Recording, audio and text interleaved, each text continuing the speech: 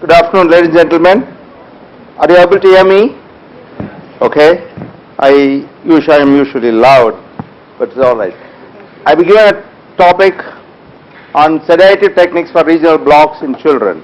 I think yesterday everybody was just probably, there's a lot of discussion. I was in the audience, then you were giving propofol, ketamine and morphine, and I said, why you want to give regionals? That was the question.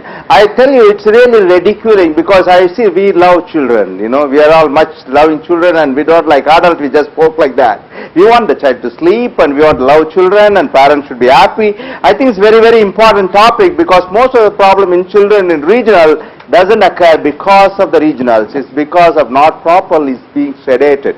I always tell that the deeper anesthesia is always better than a light anesthesia. During my training, everybody said, don't give anything. Without giving anything, how can you give anesthesia? So I think it's important that you must give proper anesthesia. Without giving anything, you cannot give anesthesia. So I think what I'm going to talk about sedative in children is, before I talk that the organizer told me to include one slide about me and what has happened. So I thought this is an opportunity to explain what has happened from the younger age group. So I was in 1985 after qualification. I joined the pediatric hospital, which is Chennai, which is southern part of India, and this is 210. It's one of the first private exclusive pediatric hospital in India. Started in 1974 in 4 beds, become 50 beds now, under 220 beds. So when I joined there, out of that I was okay giving little coral, but after that I thought that being a pediatric anesthesiologist, I must get trained with regional, and the best person is probably Chester Brown. If anybody who knows, he's the best teacher for regionals from Royal Children's Melbourne, and he was stimulated me and spent some time in about 1 month in Melbourne, learned a lot of things.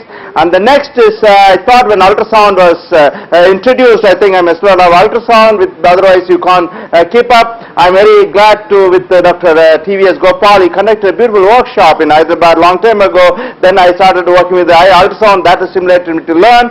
After that, Dr. Swantanam Suresh, who is a pediatric anesthesiologist from Chicago, he is from Chennai and he is a top fellow, a lot of work he has done, and he came to our hospital, did some training. Then I stimulated by Manoj Karmaka from Hong Kong and spent the fellowship at ultrasound in regional anesthesia.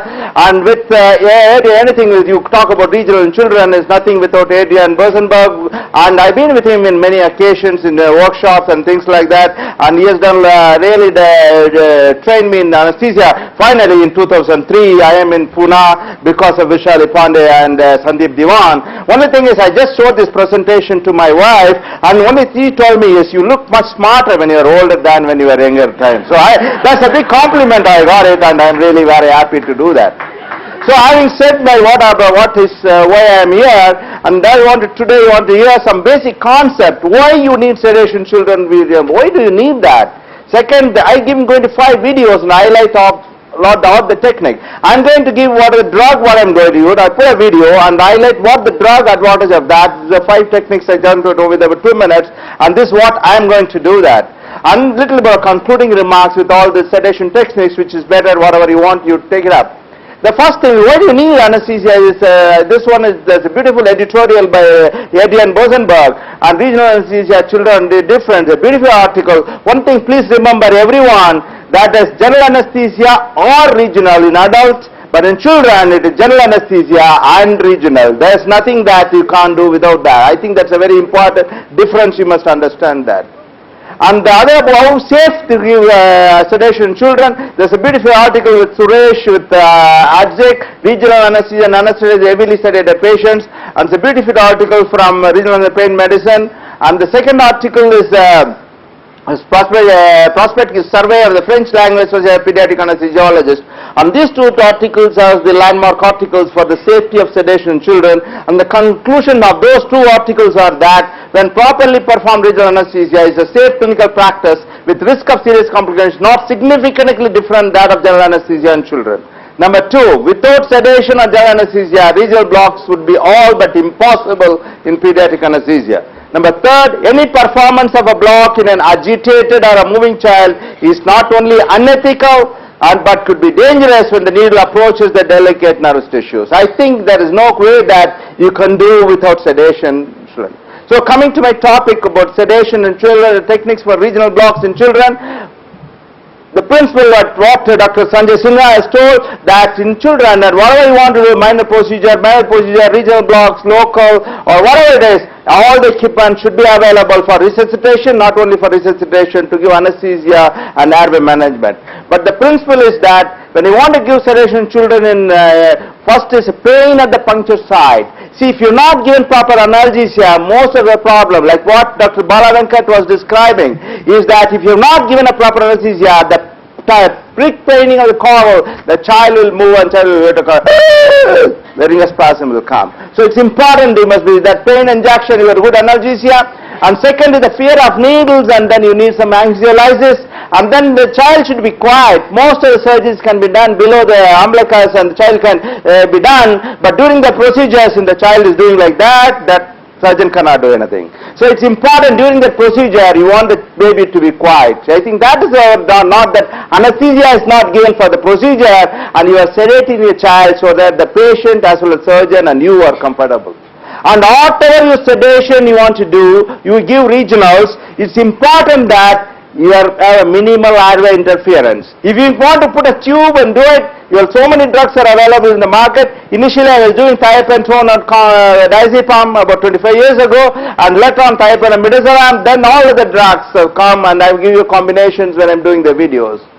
So it's easy, it is the best, easiest way. General anesthesia, relaxant, intubation, regional blocks. Anybody can do that. Once you put the tube, I think the child is all right. Anybody can put the original blocks. I think the question is that, for example, for herniatomy, you put an endotracheal tube and give a caudal block. I think you need more anesthesia for endotracheal tube than for the caudal block, for the surgery. So why do you need that? That's why that when I want to give sedation, it's important that you should as minimal as possible, because mask needs less sedation, LML is little deeper sedation, and for tube, you need plane 3 or plane 4. So I think that in 90% of the time these days we don't intubate, except unless it is indicated, you don't intubate. And so what I'm going to do about 5 cases is about what are drugs we are using, and with the video of that. I'm just taking a very simple case with a case 1, which is about 50 days old infant for bilateral TA tenotomy, CA fluorine single dose technique. This is a child which is about 50 days old child, came for a TA tenotomy. It's a small procedure but takes time for about an hour or so. As you see that, slowly the child is crying, but we'll put a CA fluorine about 4%. Slowly we just induce it a little 4%, and then once the child slept, then you put in a cannulation. I think that's very important, that whatever you want to do without an IV, nothing can be done. So once IV line is in, I just maintain the CA fluorine and then put the change to the other side. I think this way I do it, I do it in the opposite side, and give the coral about 1 ml per kilo of 0.2% ropivacaine. So just CA fluorine with ropivacaine, and you put in a number 1 LMA. See, 1 LMA can be put before coral, but also little, now the child is little deeper enough so that I induce 1 LMA. Now reduce the CA fluorine to 1%, so the coral start acting, and the tenotomy has been done one side, and the tenotomy can be done on the other side. You can see the heart rate is okay, saturation and breathing is quite okay. So both sides tenotomy was done, and the whole POP was made, and then there was reduce the CA fluorine completely off, and slowly you give just a little oxygen, and you slowly extubate. Here you can extubate deep or you extubate awake. If you are inexperienced, extubate fully awake. If you are experienced, extubate deeper, and then you can maintain the airway. This is just want to show you that the child is awake within about a minute, and this is what it is. So just to want about what's about CA fluorine. CA fluorine as a sole agent is okay for neonates and infants.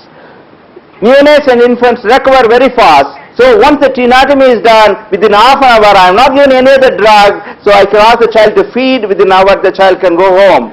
But beware of a CA fluorine delirium when used alone in older children. I think CA fluorine alone in older children, it is not advisable. For a neonate, it's okay. So case 2 is a combination of ketamine and propofol, general anesthesia, mask, spontaneous, and regional. So this gives you have all the drugs ready. This is propofol, ketamine 1 ml, and always you have atropine and succinylmethonium loaded. That is in case necessary emergency, you must do that. and then you can see the child is a very cooperative child. Just put a little oximetry and then ECG, and then put a sevoflurane, ask them to breathe a little bit. Slowly child will go to sleep. When the child goes to sleep, keep about 3 to 4%. Give ketamine. Is 1 ml of ketamine is about half ml is 25 milligrams, diluted to about 2.5 ml, and make 1 ml is 10 milligrams. So you just give 1 milligram of ketamine, and once 1 milligram of ketamine is given, then you can give little propofol. And once the propofol is given slowly, and the child goes to sleep, you hold the mask, and then put on the position you want to give regionals, and you give a coral, and that just gives the coral the amount you want, and reduce this, I'll close the sevoflurane and then maintain with isoflurane. I think maintaining the sevoflurane is unnecessary. I think isoflurane is good enough for maintenance by the cost as well as physiological. As you see that during a circumcision, you don't have any problem, because otherwise if the regional is not given, you just hold the mask and this is okay. It's very important that if a resident is coming to me for training and if he has learned how to hold a mask in a child, I have done my job. Because many of the times there's a problem, they always put the tube and they get away with that. I think that this technique makes sure that you need lesser sedation, deeper anesthesia. Not only that, the resident learns how to hold the mask. I think that's a very, very important, you know that. So coming to the propofol, the pain of propofol is it's the problem, but it can be low dose ketamine. You see that ketamine about 1 milligram per kilo will reduce the propofol, and we use what is from Lipido, that is a propofol MCT and LCT chain is a lesser pain than the usual propofol. You can add little lignocaine, and it tolerates the LMA very well. Propofol alone, if you give a 2 milligram per kilo, you can put LMA and the child can tolerate LMA, and it can be given in infusion also, so it's a good to have a propofol. Case 3, we are talking about dexmedetomidine, which is a TIVA with regionals. I think that's a third one which I'm going to do about, because everybody is talking about dexmedetomidine. So this is actually a child who is about 20 kilos. We give little ketamine about 1 milligram per kilo. You do so the same dilutions, and then put an IV line, then put little of ketamine, 1 milligram per kilo. I'll tell about ketamine at the 5th case, what are the advantages of ketamine. So you can see that this child is a very cooperative child. We got the IV line inside, and then it is 1 milligram per kilo of ketamine. And once this ketamine is given, then dex is all connected. This is the dexmedetomidine is already in the infusion pump. Then it is connected, and it is connected. The monitoring line is connected. We give about 1 to 1. It's about 1 to 1.5 microgram per kilo for about 10 minutes. So connected slowly, you infuse the child, and I'm holding a mask. It takes little time, maybe about 7 to 10 minutes. You must wait for that. Once you are just giving some oxygen, wait for 10 minutes. You have a little bradycardia, about 90, 86, and everything is quite all right. And then the child is little moving, but the child is able to tolerate this coral.